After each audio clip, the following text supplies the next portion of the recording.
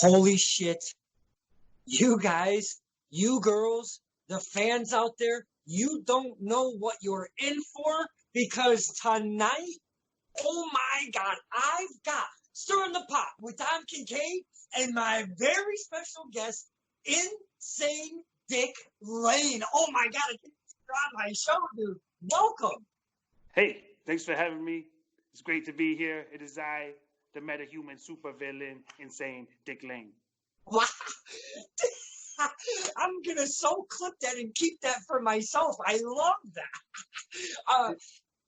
You, my friend, are one of the most unique characters I've ever seen and ever met in wrestling. I am so curious right off the top because sometimes we talk about character. We like to pull back the curtain just a little bit and see who's behind the character.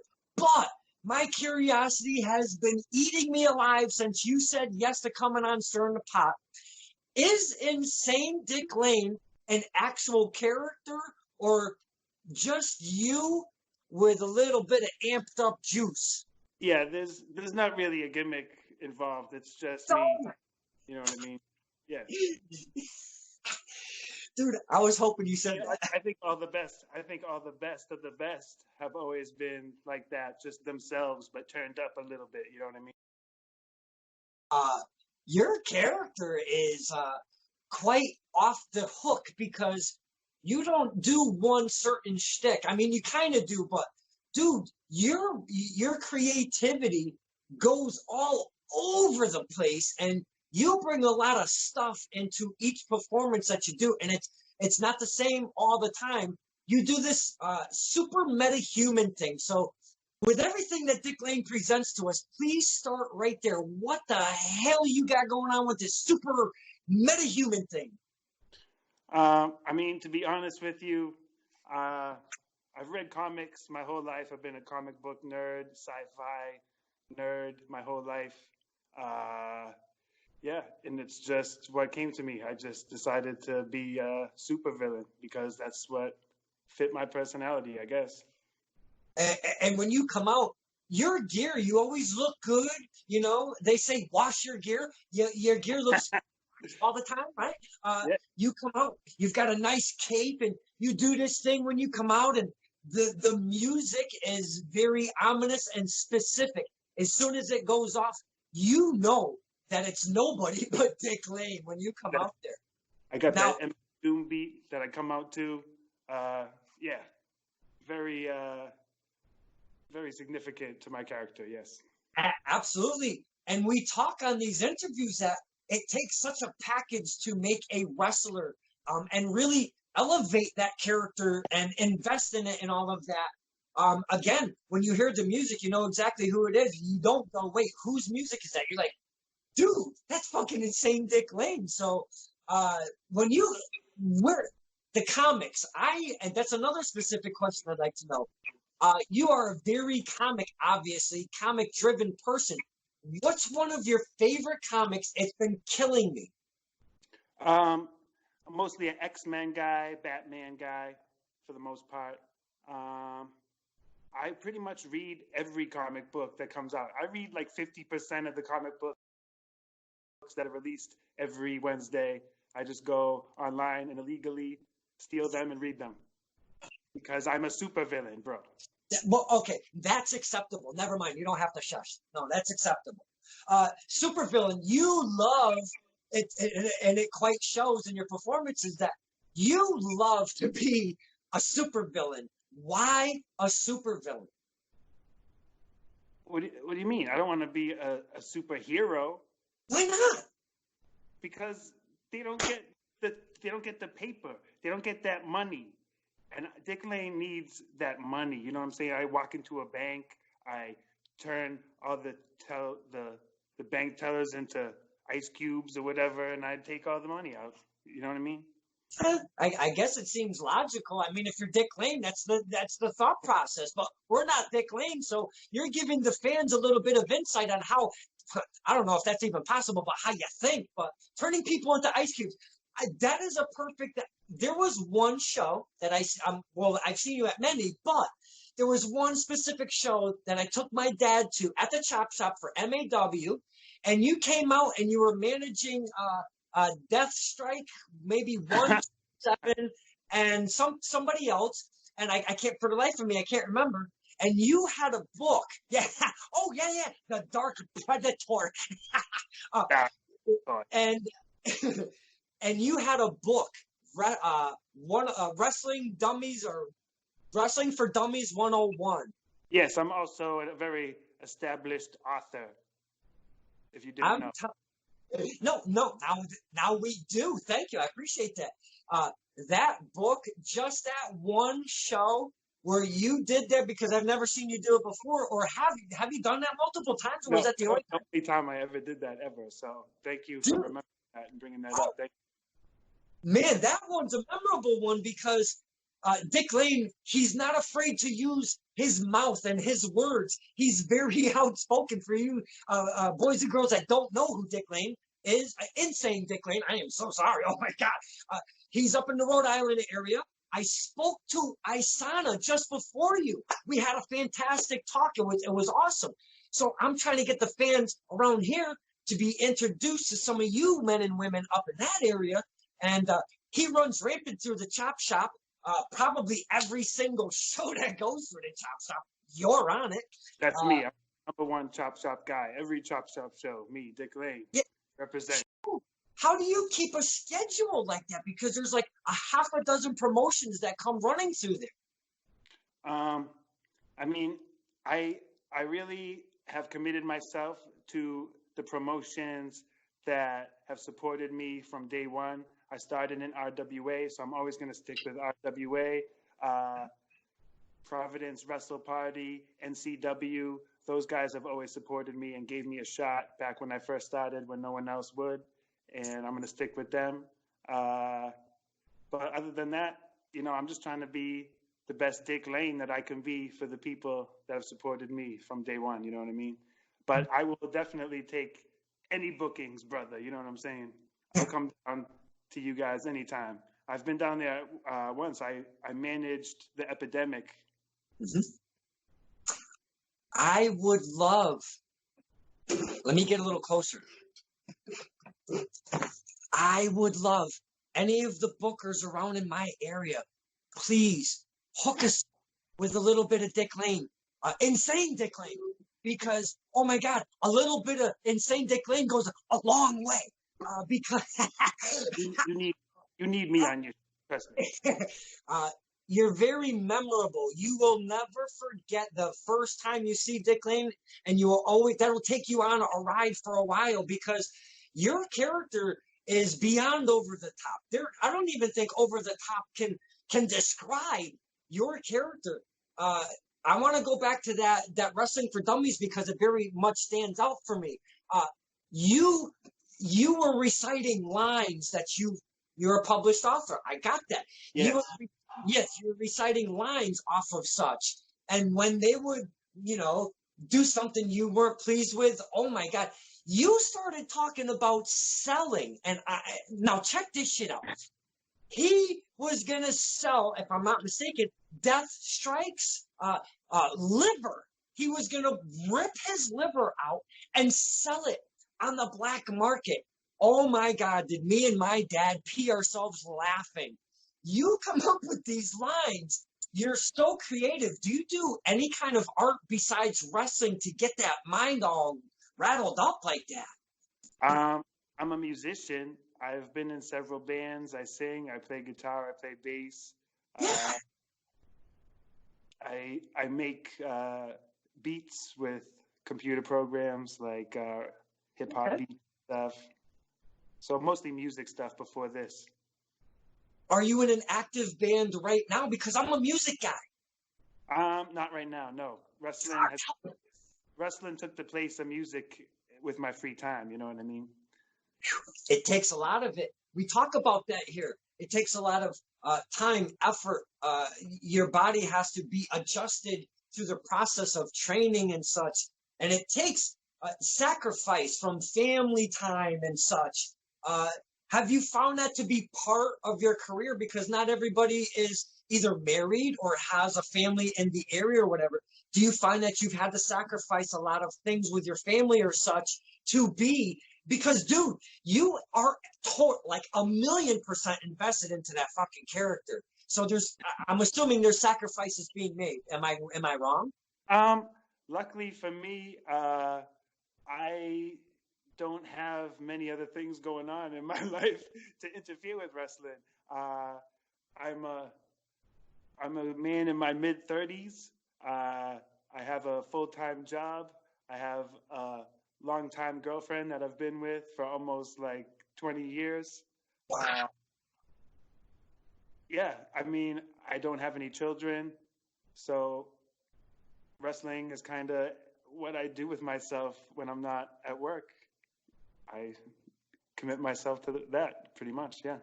I also like to talk about the support system behind wrestlers, because it's very hard to do it if you're just a single guy or a single girl and trying to persevere into wrestling, because the mind gets a little tweaked out on this roller coaster ride of wrestling. Your girlfriend of quite some time, she's into this whole insane Dick Lane thing and how invested you are into the character. I mean, like I said before, the character just is me. So she's been dealing with this the whole time. So So there's no off switch at all ever. Is that what you're pretty much driving at? I'm just, yeah, I don't know. It's just, I mean, obviously, when I'm performing, I turn it up, but I pretty much act the same way as I do at all times. Yeah.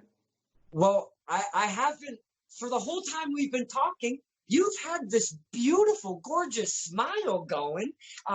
You seem to be a happy, insane Dick Lane. Why insane at the beginning? Because it rhymes with my last name, bro. I don't know. I could be like the brain Dick Lane. Or there was a football player named the Night Train Dick Lane. Familiar with him? No, I'm not. No. He was one of the best defensive players of all time. Yeah. You talk about the RWA. Is that where you find to be your home base? Is like, because that name has come up as I've talked to some of you men and women out in that area.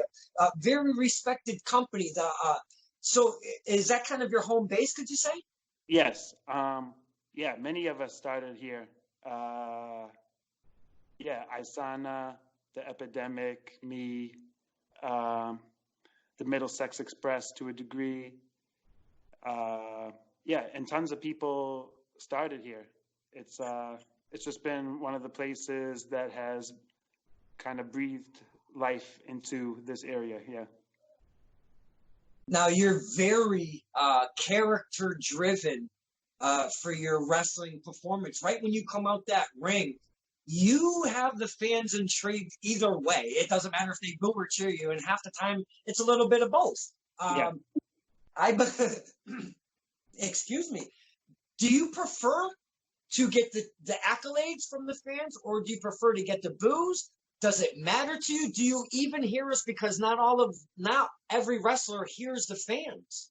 I mean, so first started, I was kind of like a comedy heel, but people thought I was funny. They were laughing at me.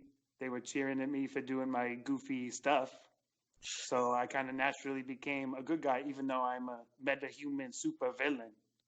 I'm a bad guy, but I'm not a bad guy. You know what I'm saying? Right. Yeah. Do you feed off the fans? I'm pretty much tiered. I'm pretty much a good guy everywhere at this point. Yeah. Do you feed off the fans when you hear all of that cool stuff? You come out the curtain and while you're performing in the ring. That's why we do this. That's why I do this. I need to have that outside approval at all times. You know what I'm saying? Hey, we love to give it. That's why we're there, man. It's been said to me through a lot of these interviews. Thank you, the fans, because without us, there's no you. Well, son of a bitch, without you, what the hell are we even doing in that building? So you guys are our attraction. That's what we come for, man. So we thank you so much for doing everything that you guys do in there, man. Hey, it is. I just love wrestling, just like you. You know what I mean? That's what it's all about. Now, I have much intrigue about Insane Dickling because I never thought I'd be able to sit and talk and have a conversation with said Dickling because you're way out there and I'm way over here. And now this Skype thing, why didn't I think of it before? Holy shit. But now that I have you, these things are coming to mind. Like, the whole comic book thing, how did the whole gear come about? That has really got me. Okay. I was training for about a year at the Chop Shop. RWA training was being run by JT Dunn at that time. So I was training with him for about a year and a half. I'm like, man, I need to get gear, but I have no idea what I want to get. So I'm like looking on the internet and I see a Deadpool suit on elucha.com. And I'm like, you know what? Even if I don't ever wrestle in this, I'm still going to buy this Deadpool suit because why not? So I bought it and I ended up started working at RWA and I had this Deadpool suit. I'm like, you know what? I got this superhero suit. I can combine it with this cape I got. I'm a supervillain now. And yeah, so the gimmick was kind of born from me just buying this Deadpool suit to wrestle in. And everything happened organically and naturally for me, I guess. That's awesome because that's what they say. And I apologize. I'm such an idiot. I always forget to turn off my notifications here, and it really pisses me off. And I should not. I should have done that pre-interview. I apologize for that. The suit.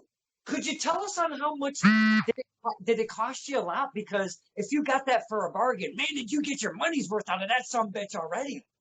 I got that Deadpool suit for like $100 or something. My gear I have now is custom. It costs a lot more than that. But, no, we don't need to discuss that. I was curious about that. But yeah, when I first started, I just got this $100 Deadpool suit, some knee pads, some kick pads, and that kind of forms my whole path forward from there.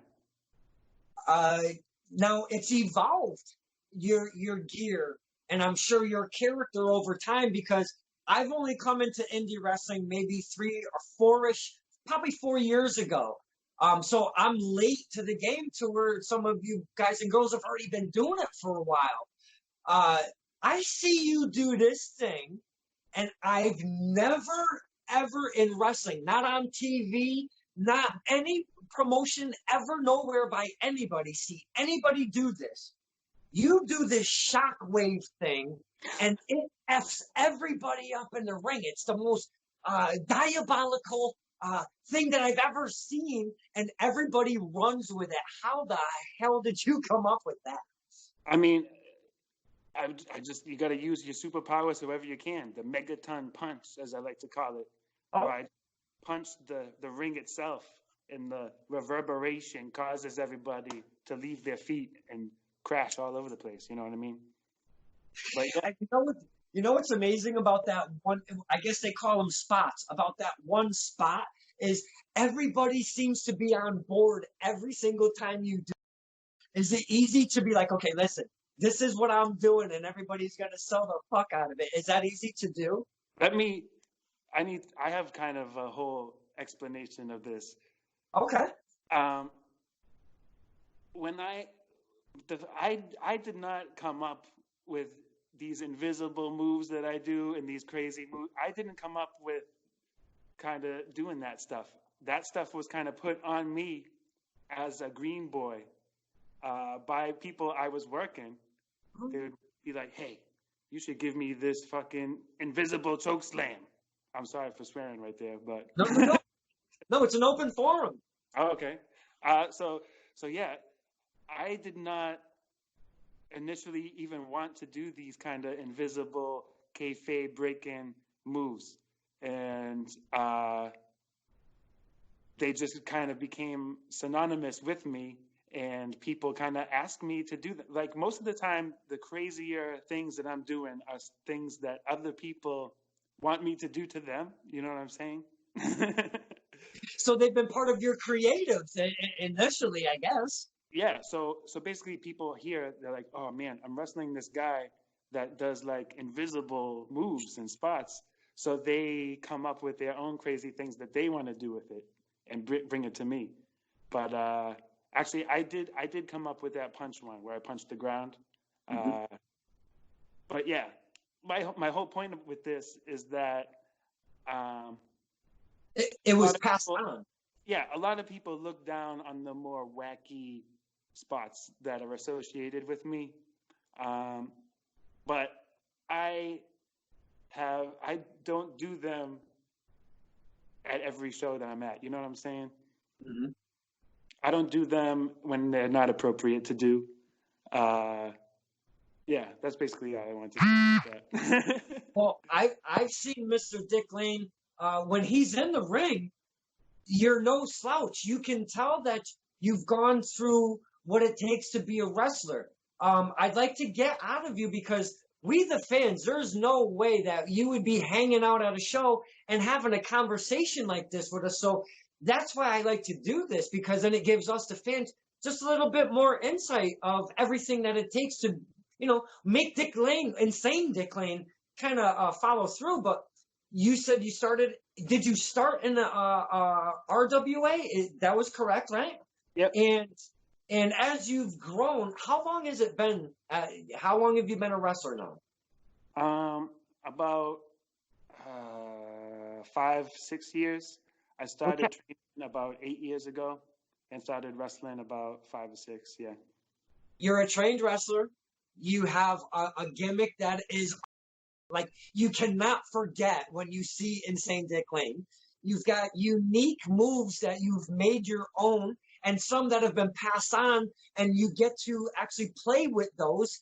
Um, I think that qualifies you as like a kick-ass wrestler that I would want to have on my show, bro. I appreciate that, man. I appreciate that very much. Yeah, like I was going back to what I was saying. There's many flavors of ice cream, just like music. There's many genres of music. Um, so there's, Monday Night Raw and SmackDown is like pop music for the masses. Then there's like you could say AEW is like kind of hip rap music, and you have to have a Weird Al every once in a while. You know what I'm saying? And Dick Lane is kind of you gotta have a Bloodhound Gang. You gotta have like a Tenacious D. You know what I mean? You gotta have there's different types of music, and you wouldn't play a Tenacious D song at a Taylor Swift concert. But you know what I'm saying? So you got to think of wrestling on those terms. There's different styles of wrestling, different things that people want to see. Yeah, but there's nothing wrong with that. And I'll use a perfect example. Battlefront Pro Wrestling. They're in Ludlow, Mass. They're a little over a year old, probably a year and a half now. They were kind of more traditional with a splash of hardcore in there. Okay, but it's become a little bit more. I've seen Dirtbag Dan against Len Oddity and a no ropes barbed wire match. I mean, so things have kind of evolved, but it's not all hardcore. You get some women, you get some old school, you get a little bit of loose, if you will, or a little more modern or whatever. So there's nothing wrong with getting a Dick Lane, insane Dick Lane on your show, because that just adds again a different flavor to what you already have kind of molded throughout the evening, man. I just think ever since I've seen you, and I know from a distance, and I watched the social medias, what you just gave us, I know that your whole, I'm not going to say shtick because it's not a shtick.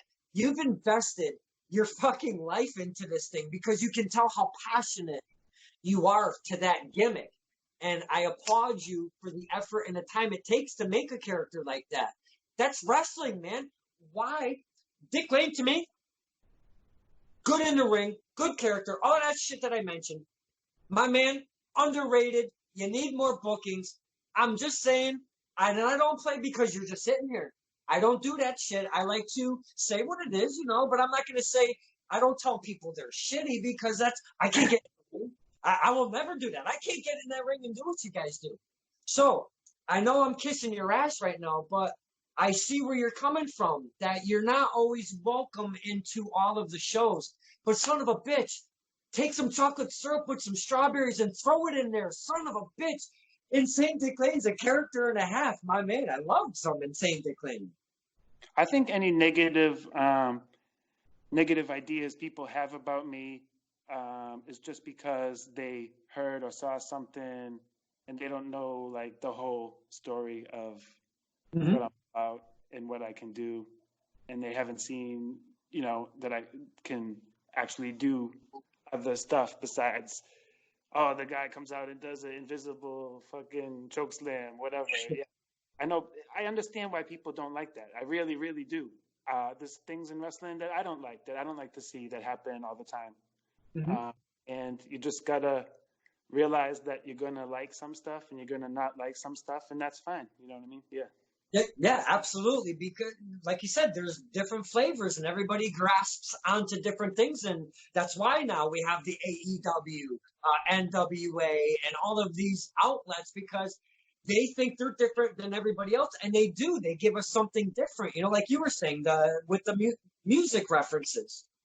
But I mean, shit, man, that kind of burns my ass because now I'd like to ask you a question. Is there a time that maybe you took the gimmick for a show one day or so? I'm just coming up with a hypothetical here. Dick Lane doesn't come out very energetic, doesn't have his cape, he's not running around. Has Dick Lane ever turned the superpowers off and just had a traditional, doesn't even have to be a classic mat or whatever. Have you turned the superpowers off and got in the ring? That's pretty much my question. I've wrestled many, many matches without doing any of the crazy invisible stuff or kayfabe breaking stuff. You know what I mean? Just wrestling, and I have matches like that all the time.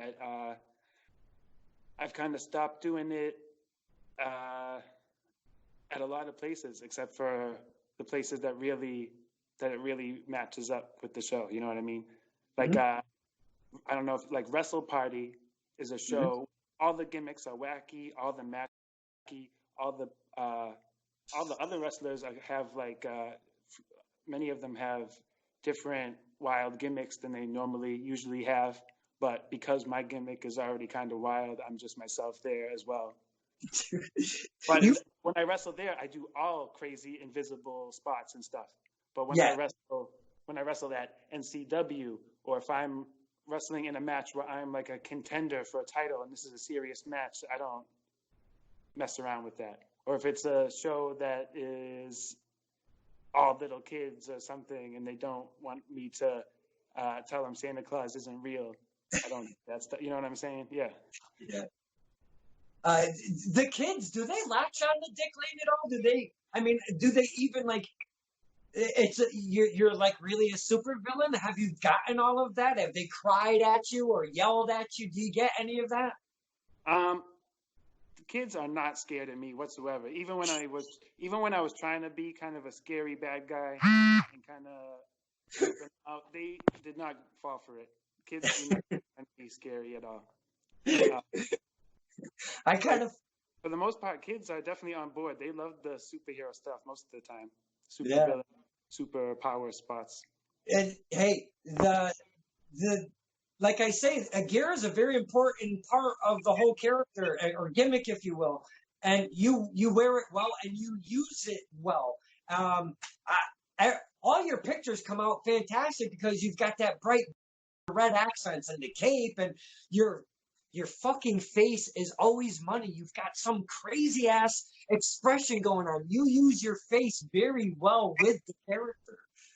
Thank you. That is one of my stronger assets. Yes. Yeah. Do you practice that stuff in the mirror, or do you practice any of, like, how do you kind of evolve all of this stuff? You've got to practice somewhere, somehow. No, like I said, all of this stuff is just stuff that I've always done. What? always acted this way. I've just always been a strange dude. I've just been influenced by certain things to be this way, I guess. I don't know. Maybe I've probably asked that question 3 different ways. I think I'm just freaked the fuck out that it just comes organically for you. I think I'm just blown away. I mean, I don't know. I don't find myself to be as spectacular as you are portraying me, sir. But thank you very much. Now I've talked to Isana, and you spoke of Wrestle Party, which is owned by Sully Banger. Love Sully Banger. And it is over the top. It's wackadoo characters everywhere. The more over the top, the more inviting to Wrestle Party it is. So you obviously fit right in there. You don't have to change a damn thing. And Isana was speaking how she became a black cat. And like Buff Inc. would distract her with catnip. And that is so right in your house. I'm surprised you don't sleep at Wrestle Party and don't leave. I'm actually the current champion at Wrestle Party. You're the big champ? Yeah, there's only one championship and I have it, yeah. Do you have it in possession, or does it stay at the company? I have it in my trunk right now. Like, how far? Because I've never seen this for some reason. How far from your trunk are you? Yeah, I'm not getting it. Sorry. Oh, man. Right now. I was this close, kids. I thought we were this close. That's okay. That's okay. This Mark wants to see the belt. I can't believe it. Come on. I bring up Isana because you guys out there have a nice little click going on. I heard what you said.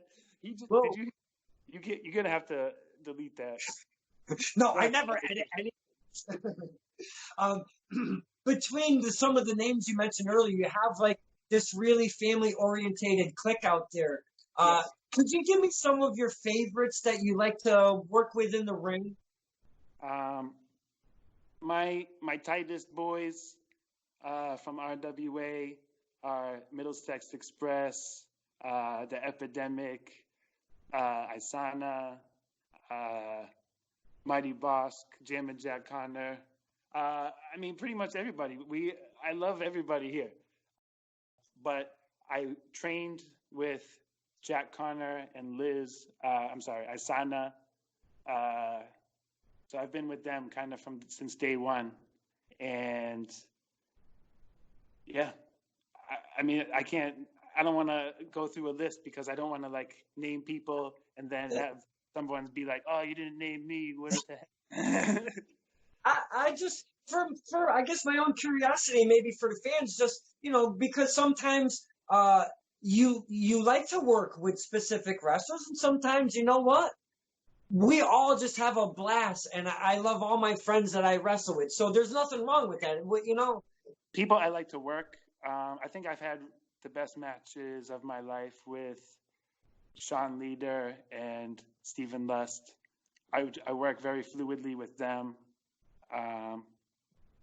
Yeah, probably those two guys. I tell you, the Middlesex Express guys are characters with Chad Epic. Holy crap. Sean Leader, that guy, I mean, he has come from where he was to where he is. Man, I can't say enough about Sean Leader. I love that guy. I'm hoping to get him on here. That would be, maybe you can put in a word for me. I'll tell him. Yeah. Mr. Insane Dick Lane, I could probably sit here for hours and hours. I have so many questions, but I asked you to get the belt, and I don't know. I didn't get too far on that. I tried. Do you do many interviews? I'm very curious on that myself. Wait, what? Do you do many interviews or podcasts or stuff like that? Every once in a while. Ryan Melafani, he has a podcast. I did one with him. I was on the Matt Cast several times. All right. the Mac Attack. The Mac Attack. Yep. I don't know if you're familiar with them. Great tag team, great podcast. Those guys are. I'm going to look it up and check them out. Definitely. Thank you for turning them on to me. I appreciate that. Where do you go? Do you stay a super meta-human with what you got going on? Does that stick and stay forever in your wrestling career goals? Or do you feel there might be a change down the road? I've just been organically going with the flow. My character has changed tremendously since I started.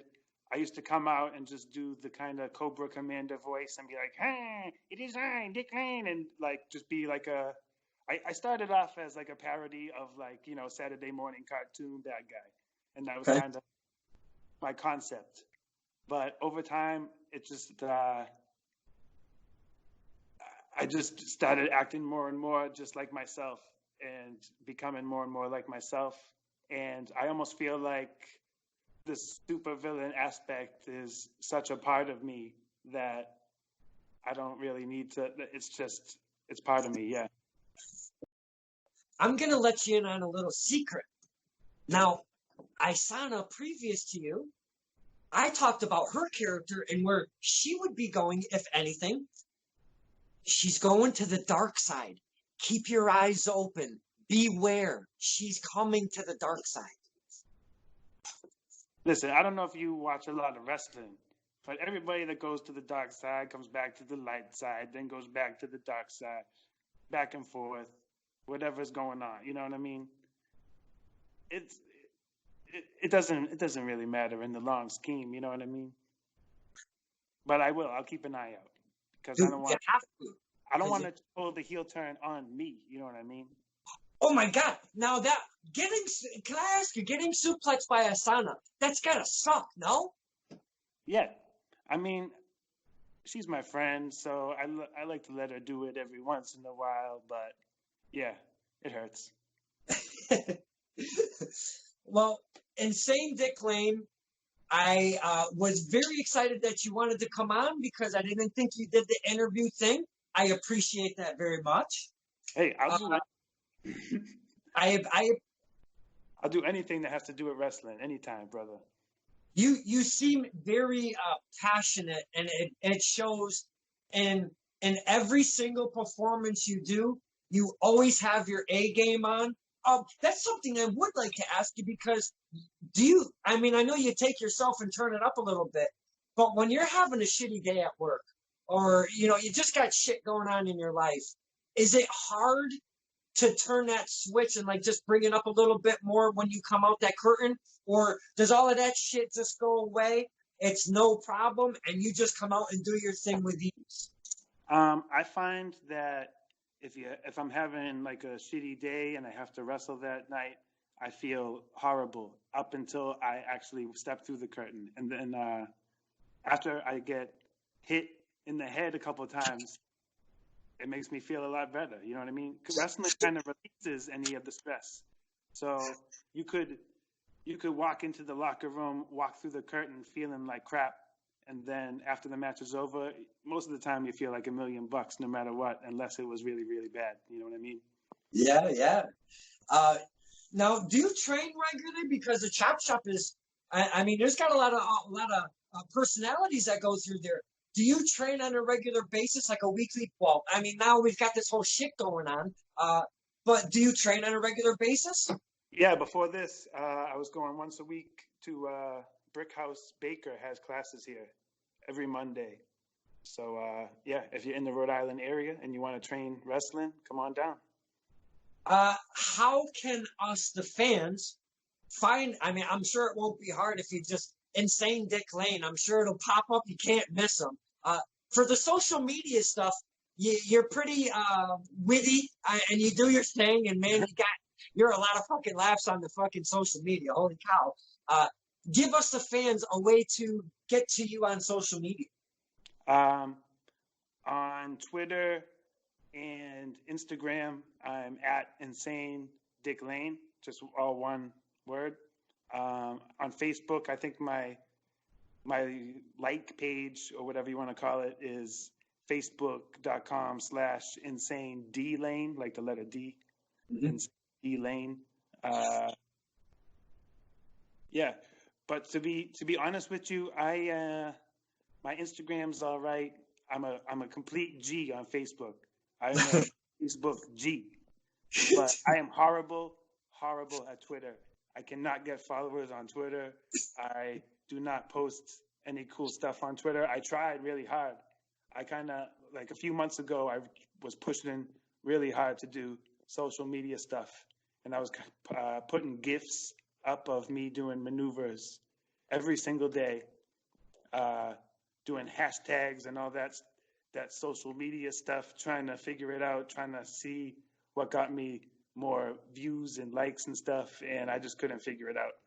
So back to the drawing board on how to use Twitter for me. Well, I kind of use Facebook because it's just, for me personally, with the footage and I mean, let's face it, I talk a lot, so I usually have a bit more than 140 characters, whatever the fuck it is, to say. So it's not limited to what I can say, and I can put up some lengthy video when need be. So, the Facebook for me has been pretty universal, Yeah, I feel like Facebook is a lot easier too. Yeah, it is. If you jump on Twitter for the very first time, I can see it's a little confusing. It took me a little bit to check it out, but I've had mine for freaking years. I think I've used it for about 2 or 3 months at best. I don't know, man. But I feel you on the Twitter. I feel you on the Twitter. I don't have any Gen Z, Snapchat, TikTok BS either, but I might be forced to get it eventually if these youngins keep pushing these new social media platforms on me over and over again every couple of years. You mentioned TikTok. You better watch yourself on TikTok. That can get a little racy. Yeah, I've heard about that. Yeah. Oh shit. Start selling premium snaps. Dick Lane Snapchat, only $29.99. You can sell anything. I mean, I did sell my bathwater to a fan. Wait, say that one more time. I sold my bathwater to a fan for money. What the hell? That was by request, huh? No, I the scheme to make money by selling my bathwater, and no one bought it except for one lady, and then she drank it right in front of me, and I was shook to the core. Shook AF, fam. Oh my god, that is hilarious, dude. Did you ever expect that to ever go down? No, that was probably the highlight of my entire wrestling career right there. Oh my god, that is hilarious, man. I find that is fucking awesome, man. That is so funny. Oh god. What are you doing with all of this topsy-turvy stuff going on? What are you doing to bide your time? Because you're at every single show at the Chop Shop. You have to be going insane. Woo. See what you did there. Yeah. I mean, this sucks for everybody. There's nothing really I can say besides what everyone else is saying. It sucks, but it has to be done. Everybody should be staying inside. But yeah, you're right. I haven't been doing anything. I've just been playing video games, watching movies, doing nothing all day long. I cleaned my house the other day for the first time in a very long time. That's how bored I was. I was going to say, how long? It must have been a while, right? Because I don't really see a super meta-human villain, really, or super villain meta-human, really like cleaning his house, Yeah. I busted out a duster and everything. It was crazy. Wow. And you didn't take any video? How come? That's money right there. That's missed opportunity. Yeah, I don't know. I haven't had the inspiration. I haven't had the sauce to to do any video projects yet, but I'm gonna do something if I don't get to wrestling soon. Dude, you know, they're still shutting it all down for a little bit longer. So hey, do the fans, please, and you, because it'll help out a little bit upstairs, babe, to get through this crisis. Do your thing and do something that we would never. It's got to be like very ordinary, everyday thing, but make it over the top. Dick Lane. Oh my God, I love shit like that. Mowing the lawn or whatever the fuck you want to do, but you gotta do it Dick Lane style. All right, you've given me the confidence Yeah. to put some effort into doing something. Yes. Oh God, thank you. I appreciate that. I can't wait to see it.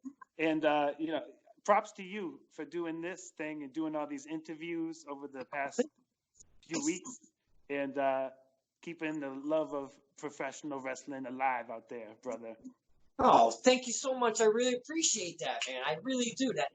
I do this for you guys and girls to push your brand, because you can only sell your stuff, and you can only push your character and elevate yourself. And you know it's hard. So I've seen how hard it is. So that's why I kind of started doing that. Reason one, and reason two, so the fans could see other wrestlers that they've never even heard of, be introduced to them, maybe hit them up on the face page and such, and maybe get that whole ball of networking going on, you know? So I appreciate that love so much, man. Big time. Thank you. Hell yeah. Well, I really thought this was going to be a really mind fuck tonight. I really thought he was going to take us on some weird mind bender. I'm sorry. I'm just like a mundane dude here. Sorry.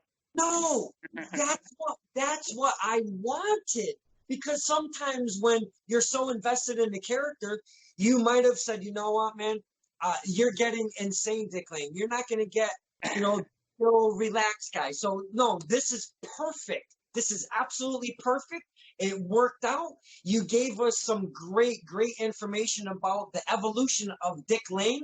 And again, I sound like a broken record, but I really do appreciate this. And this was stirring the pot with my man, not so insane tonight. No, and I appreciate that. One insane Dick Lane. Thank you, my man. Plain Dick Lane. He said plain Dick Lane. That was amazing. Yes. Thank you, sir. It's been a complete pleasure to be here. I am the Archmage of professional wrestling, the metahuman supervillain, Insane Dick Lane. Thank you so much for having me here on Stir the Pot.